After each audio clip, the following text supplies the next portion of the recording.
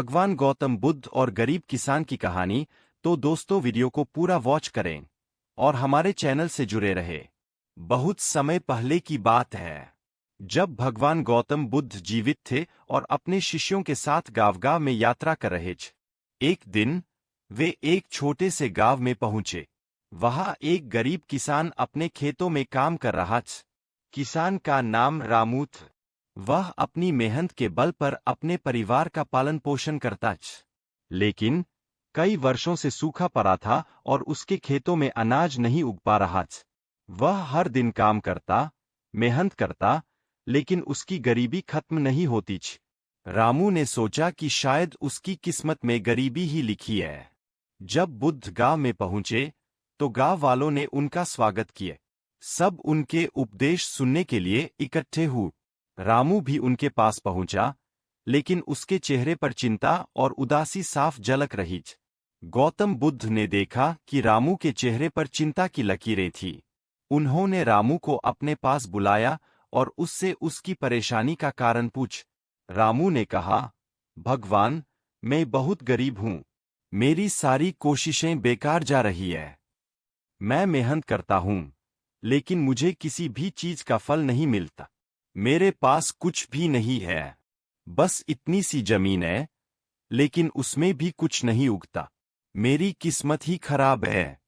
गौतम बुद्ध ने मुस्कुराते हुए उसकी बात सुनी और बोले, रामू, क्या तुम सच में गरीब हो?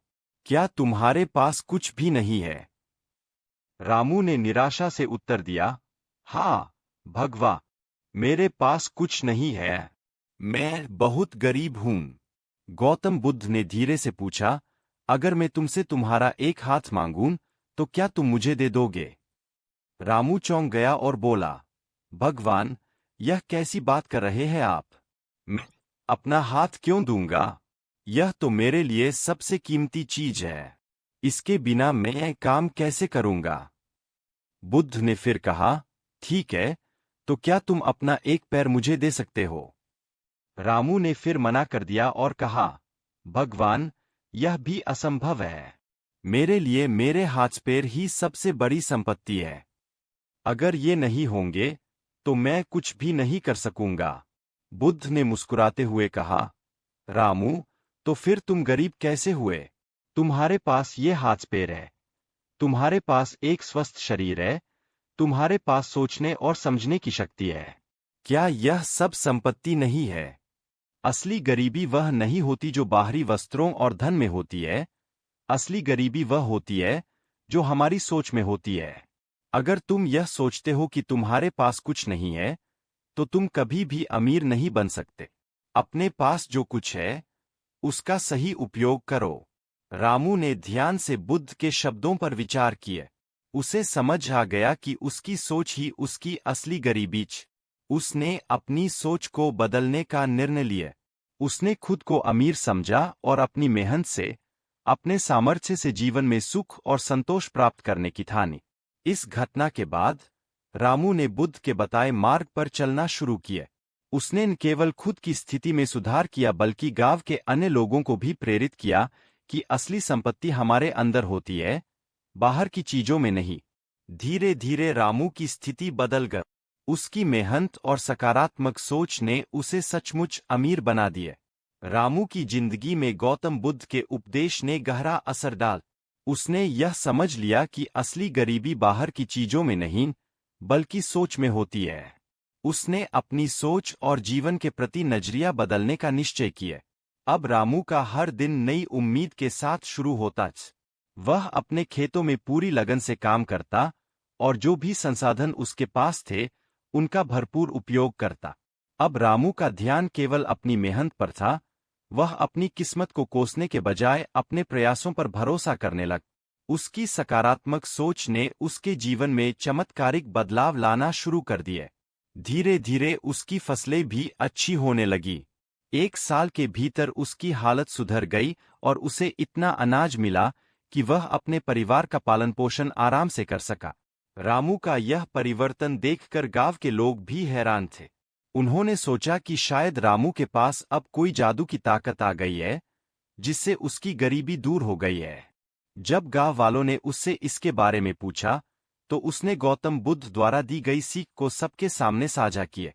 रामू ने कहा, भगवान बुद्ध ने मुझे सिखाया कि असली अमीरी हमारी सोच में होती है। जब तक हम खुद को गरीब मानते हैं, हम कुछ भी नहीं कर सकते। लेकिन जब हम अपने भीतर की शक्ति को पहचान लेते हैं और अपने पास जो कुछ भी है उसका सही तरीके से उपयोग करते हैं, तब हमें अपनी असली ताकत का एहसास होता है। मैंने अपने जीवन में यही बदलाव किया और देखिए, मेरा जीवन खुद बदल गया। रामू की बातों का गांव वालों पर भी गहरा प्रभाव पड़ा। लोग उसकी तरह मेहनत करने और अपनी सोच को सकारात्मक बनाने का प्रयास करने लगे। उन्होंने भी अपने पास की छोटी छोटी चीजों की कद्र करना सीखा और धीरे धीरे गांव के कई लोगों की जिंदगी बदलने लग। रामू की कहानी पूरे गांव में प्रेरणा का स्रोत बन गई। कुछ समय बाद जब गौतम बुद्ध फिर से उस गांव में आए, तो गांव वालों ने उनका बहुत आदर और प्रेम से स्वागत किया। वे सभी रामू की बदलती हुई जिंदगी को देखकर बेहद खुश थे। उन्होंने भगवान बुद्ध को धन्यवाद दिया कि उनके एक उपदेश ने एक गरीब किसान के जीवन को इस कदर बदल दिए। बुद्ध ने मुस्कुराते हुए कहा, परिवर्तन बाहर से नहीं, भीतर से आता है। जब इंसान अपनी सोच बदलता है, तभी असली बदलाव आता है। रामू के साथ साथ गांव के अन्य लोगों ने भी यह सीखा कि वास्तविक संपत्ति हमारे भीतर की सोच, आत्मविश्वास और मेहनत होती है। इस घटना के बाद रामू ने गांव में एक छोटी सी सभा शुरू की, जहां वह गौतम बुद्ध की शिक्षाओं को लोगों तक पहुंचाने का काम करने लगा। धीरे धीरे उसके गांव में गरीबी और निराशा की जगह सुख, संतोष और समृद्धि ने ले ली। गौतम बुद्ध के उपदेश ने रामू की गरीबी दूर करने के साथ साथ पूरे गांव की सोच और जीवन को बदल दिए। रामू की कहानी अब केवल उसके गांव तक सीमित नहीं रही।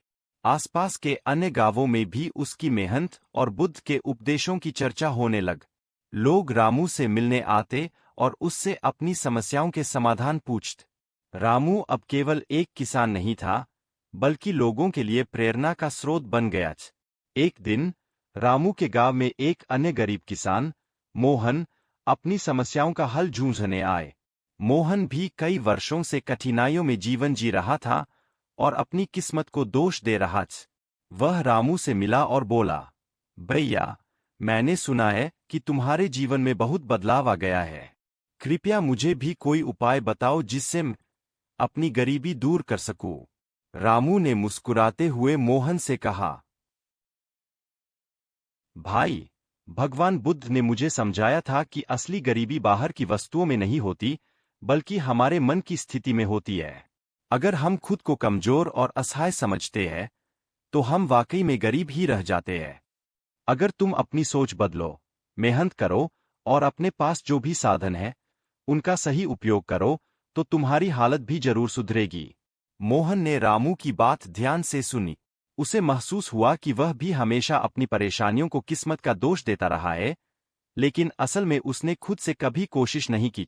उसने रामू से वादा किया कि वह अब अपनी सोच को बदलकर मेहनत करेगा। मोहन ने रामू के मार्गदर्शन में अपने खेतों में काम करना शुरू किया। उसने अपने पास की हर चीज का महत्व समझा और उन्हें पूरे समर्पण के साथ उपयोग में लाए। धीरे धीरे मोहन की मेहनत भी रंग लाने लगी और उसकी स्थिति में सुधार हुआ। गांव के अन्य लोग भी यह बदलाव देखकर प्रेरित हुए और रामू की तरह सकारात्मक सोच और मेहनत के पथ पर चलने लगे। समय के साथ रामू ने एक छोटी सी सभा बनाई जहां लोग आकर गौतम बुद्ध के उपदेश सुनते और एक दूसरे के अनुभवों को साझा करते। यह सभा अब गांव के सभी लोगों के लिए एक प्रेरणा का स्रोत बन गई। रामू ने महसूस किया कि उसके जीवन का असली उद्देश्य अब सिर्फ अपनी खुशहाली नहीं, बल्कि दूसरों को भी सही मार्ग पर लाना है। इस तरह रामू ने गौतम बुद्ध के विचारों को गांव-गांव तक पहुंचाना शुरू किया। उसकी कहानी और बुद्ध के उपदेश अब कई लोगों के जीवन में बदलाव लाने लगे। गांव-गांव में अब मेहनत, ईमानदारी और संतोष की भावना फैलने लगी। लोगों ने अपनी समस्याओं के समाधान के लिए अपनी सोच और मेहनत को प्रमुखता देना सीख लिया।